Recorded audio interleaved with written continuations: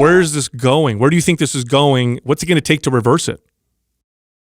Well, I do think ultimately it's a revival of religion, a revival of the spiritual is what it will take to reverse violence in our society.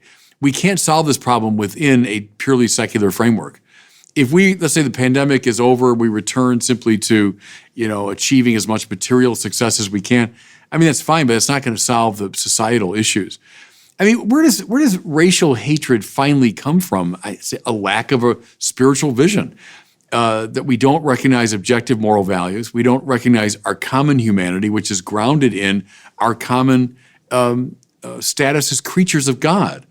I think recovering all of that is key to a moral revolution.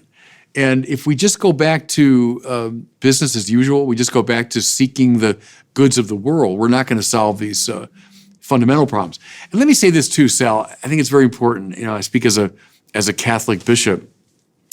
We're never going to solve our problems this side of the end of time. We're a compromised, dysfunctional family. We're made up of sinners. There's no program. There's no political reform. There's no great leader that's ever going to solve our problems. And that's not to be pessimistic, it's to be deeply realistic. We turn to the grace of God, finally. We beseech the grace of God. And there's no moral program or political reform that's ever going to solve our problems. It's been said like maybe a week after the eschaton, meaning the end of time, we might actually solve our problems.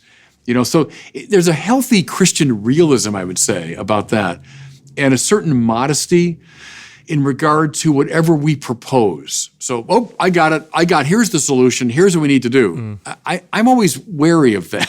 Here's the program. Well, there's no program that's ever going to solve it, because the problem is a problem of sin, finally.